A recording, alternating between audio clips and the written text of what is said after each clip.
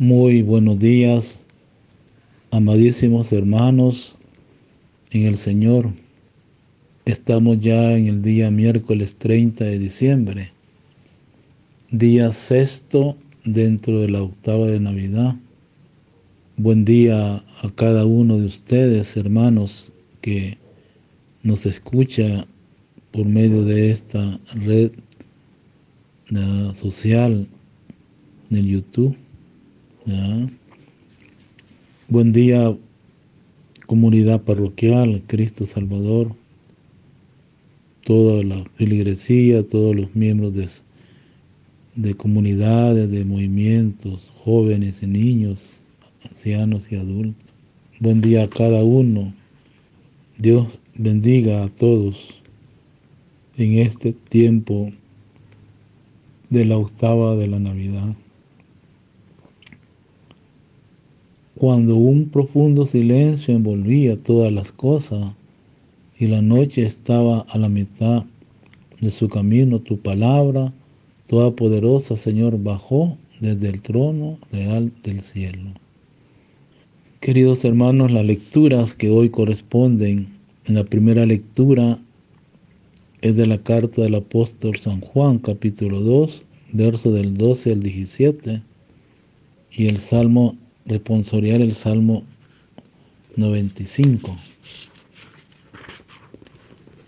Y el evangelio es de San Lucas, capítulo 2, verso 36 al 40. Preparémonos pues con ese espíritu de reflexión para escuchar y meditar la lección divina que corresponde a este día, miércoles 30 de diciembre. Vamos al canto inicial. El niño Dios ha nacido. El niño Dios ha nacido en Belén. Aleluya, Aleluya. Quiere nacer en nosotros también. aleluya, aleluya, Aleluya. aleluya, Aleluya. aleluya, Aleluya.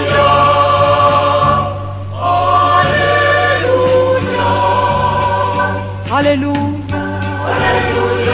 aleluya, Aleluya. aleluya, Aleluya.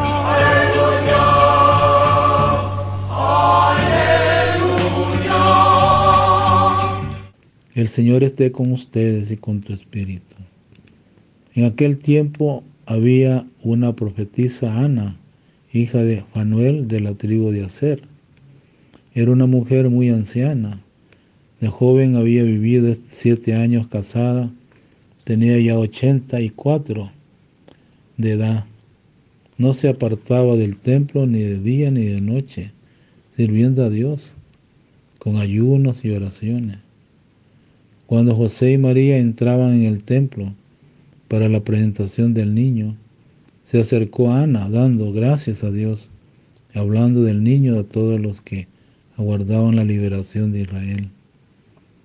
Una vez que José y María cumplieron todo lo que prescribía la ley del Señor, se volvieron a Galilea, a la ciudad de Nazaret.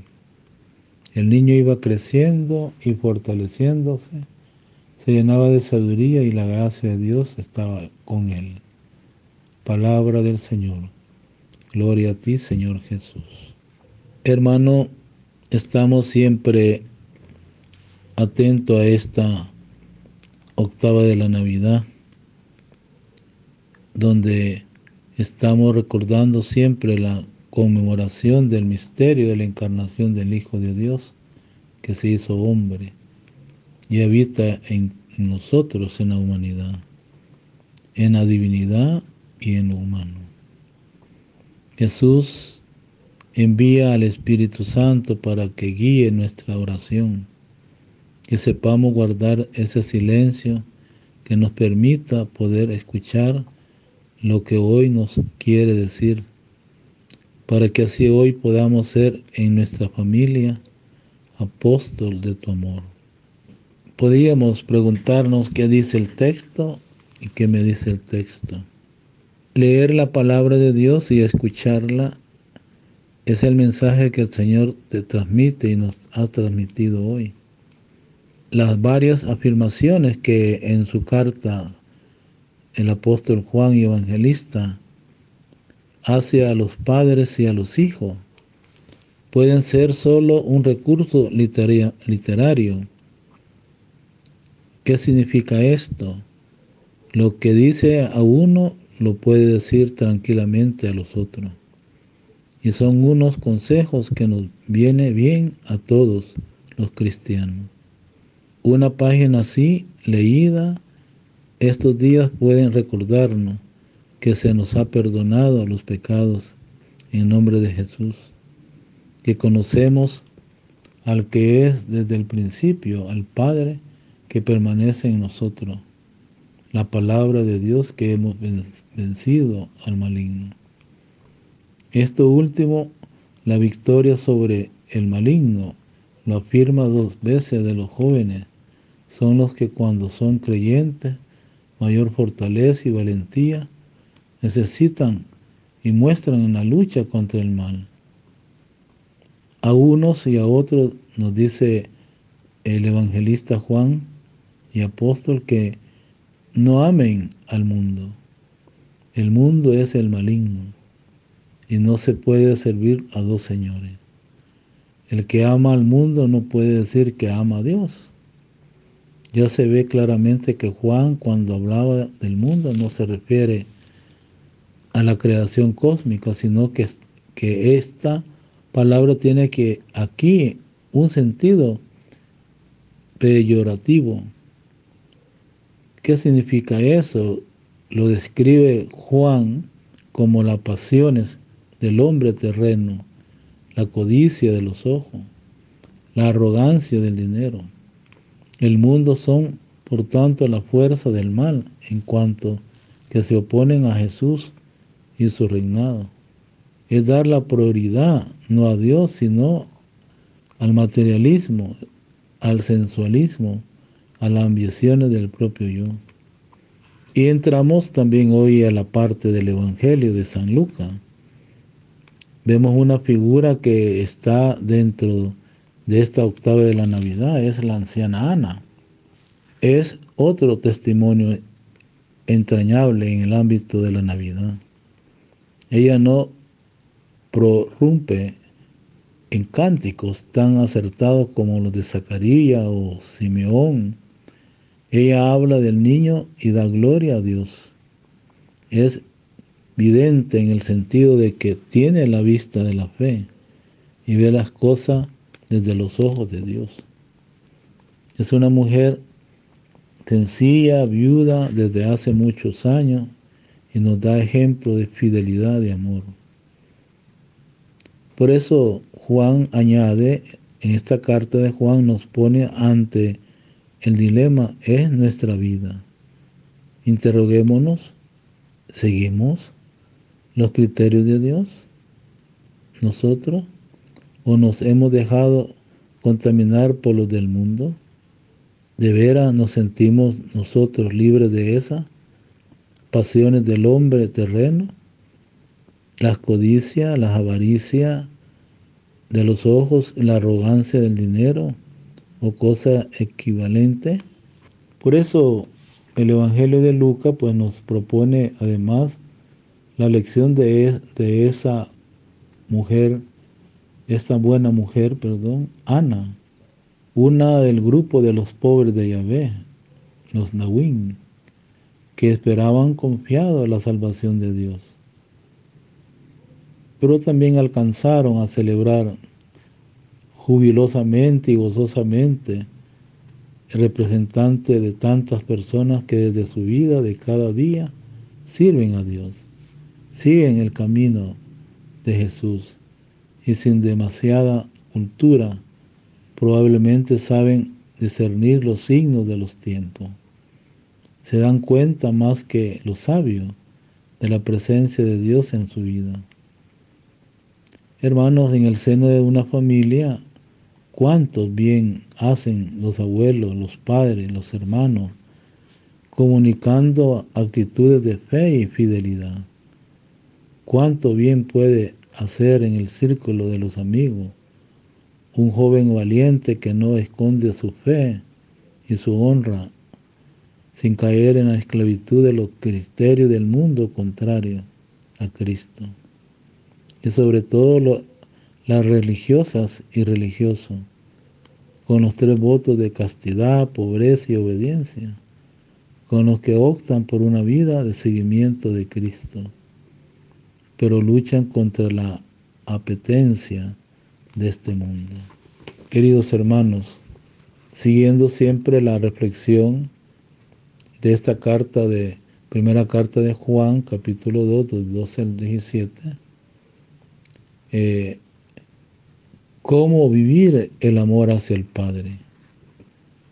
El texto es una exhortación afectuosa, hermanos, a la comunidad cristiana, para que sea coherente con el plan de salvación y con las opciones hechas respecto a Dios y al mundo.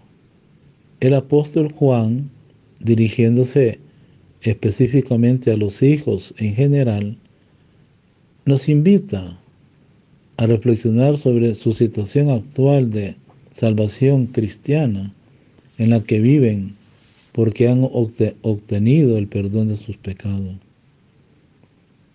y han conocido al Padre.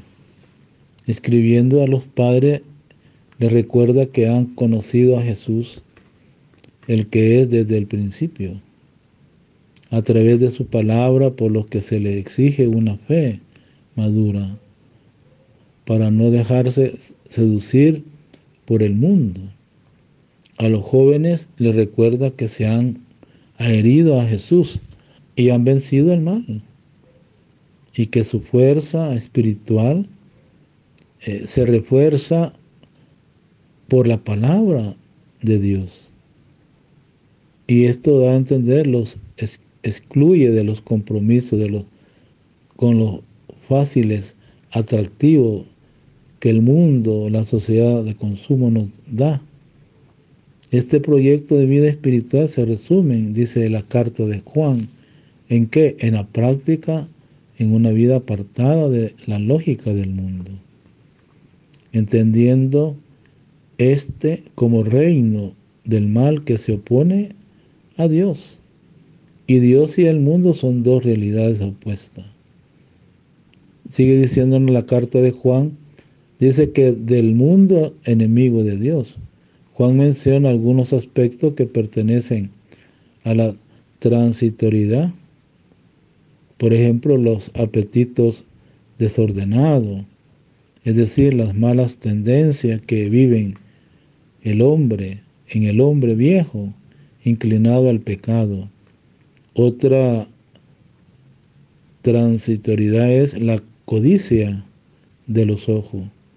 Esto es los deseos que pueden venir a través de los ojos, como el ansia de los bienes terrenos, el afán de grandeza humana, es decir, el orgullo basado en la concepción materialista de la vida. Hermano, esta separación del mundo tiene una razón del ser. El cristiano, la cristiana vive en el mundo, pero sabe que Dios pertenece mientras el mundo pasa. Y el Evangelio de Lucas 2, 36, 40 nos dice esta reflexión. En el texto es como las conclusiones de la escena de la presentación de Jesús en el templo y consta de 2 partes. Primera es el testimonio de la profetisa Ana y el retorno de la familia de Jesús de Nazaret. Según la ley hebrea, para garantizar la veracidad de un hecho, se requería la declaración de quienes, de 2 testigos. Tras el anciano Simeón, he aquí a la profetisa Ana, hija de Fanuel, de la tribu de Aser, viuda, rica en años, mujer de oración y de penitencia. Queridos hermanos, es otra persona pobre según Dios, genuina representante de aquellos que esperaban la salvación y la liberación de Israel. Por eso Ana, esta anciana, alababa al Señor por haber reconocido a quien en Jesús niño, presentado en el templo, al esperado Mesías, y difunde la noticia sobre él a cuanto vivían abiertos al evento de salvación. Después el evangelista concluye la escena bíblica con la observancia sobre el crecimiento de Jesús en Nazaret. Iba creciendo, dice el texto, en el saber, en la sabiduría, en estatura, en el favor de Dios, lo acompañaban. Significa que la vida oculta de Jesús se dice bien poco, pero este poco es suficiente para captar lo que Lucas nos está transmitiendo, es el espíritu y el aprecio, el ambiente en que vivía el Salvador. Sus padres eran obedientes y fieles a la ley, y Jesús crecía en sabiduría, lleno como estaba de los dones de gracia con el que el Padre lo colmaba. Una comunidad que se abre al reino de Dios en el respeto a la voluntad del Padre. Queridos hermanos, la vocación cristiana es compromiso de vivir en el mundo al servicio del hombre para dar testimonio de Cristo y de llevar a los hermanos su mensaje de salvación, pero sin confundirse en el mundo, sin aceptar sus compromisos y sus modelos de comportamiento, negación del espíritu de humildad, de pobreza, de caridad, que debe animar la vida del creyente, del cristiano. Hermanos, solo el corazón que se vacía del mundo, de sus propuestas de vida transitoria y del afán de poseer sus bienes, puede ser colmado por el amor del Padre. Confrontar 1 de Juan 2:15. Hermanos, el discípulo de Jesús confirma el apóstol Juan. Juan dice que no será nunca aceptado por el mundo. Y él rechazado que las fuerzas del mal alimentan contra los creyentes. Es consecuencia lógica de una opción de vida. Ellos no pertenecen al mundo y el mundo no puede aceptar a quien se opone a su criterio.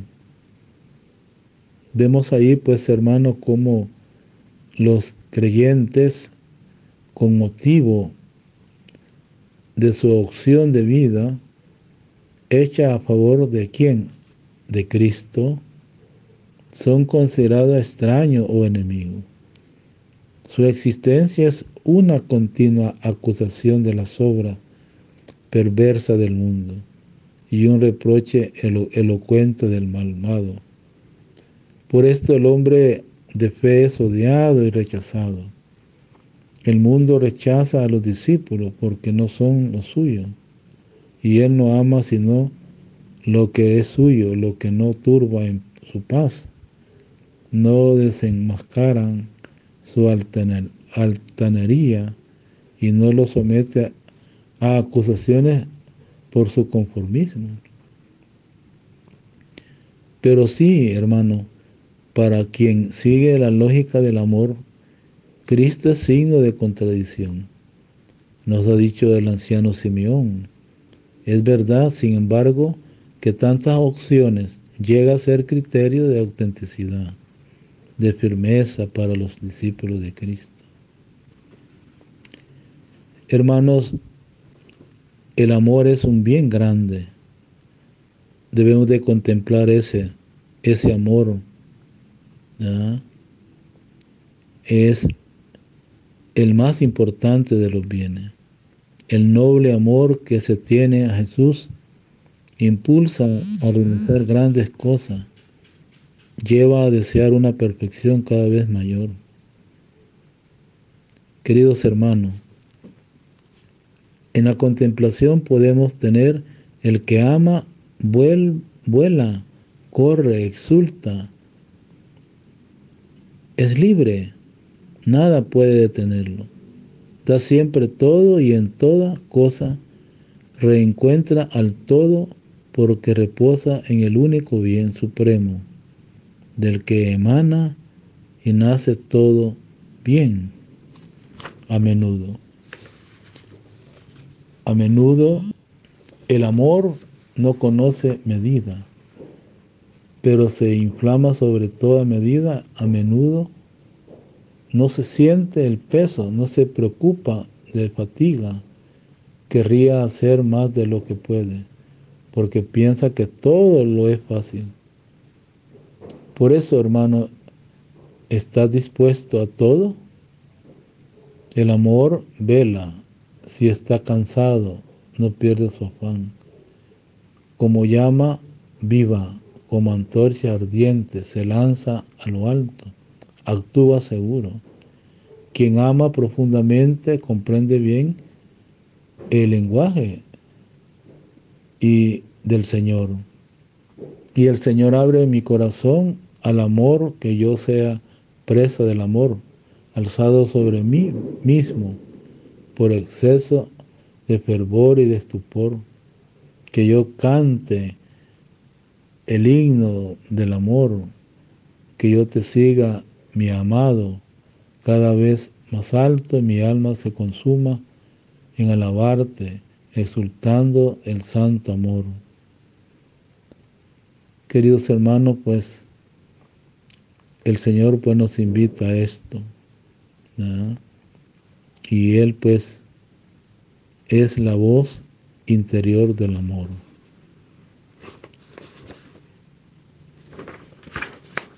Podemos reflexionar y preguntarnos hoy: ¿la presencia de Jesús en medio de nuestra comunidad o de pequeña comunidad da esperanza, anima la fe, fortalece la entrega en el amor? El Hijo de Dios nos anima en el cumplimiento de la voluntad divina. Oremos. Te pedimos, Señor, nos des la humildad, el amor y la sabiduría para no juzgar y sí ayudar, para que junto con mis hermanos y hermanas podamos seguir adelante sin perjuicio alguno, que seamos misericordiosos como tú lo eres. Y la bendición del Dios Todopoderoso, Padre, Hijo y Espíritu Santo, descienda sobre ustedes y permanezca para siempre. El canto final es Navidad, página 100. Deseo a todos pues un buen día y que estemos viviendo hoy, cada día, ¿verdad? Cada día esta semana de la octava de Navidad, meditando y reflexionando el misterio de la encarnación del Hijo del Hombre. Es de mucha importancia para que cada uno de nosotros pues participemos alegre y jubiloso pues del misterio de Dios. Se hizo hombre verdadero. Buen día a todos y muchas bendiciones. Su párroco, Padre Joaquín Álvarez, cura párroco de esta parroquia Cristo Salvador. Buen día a todos.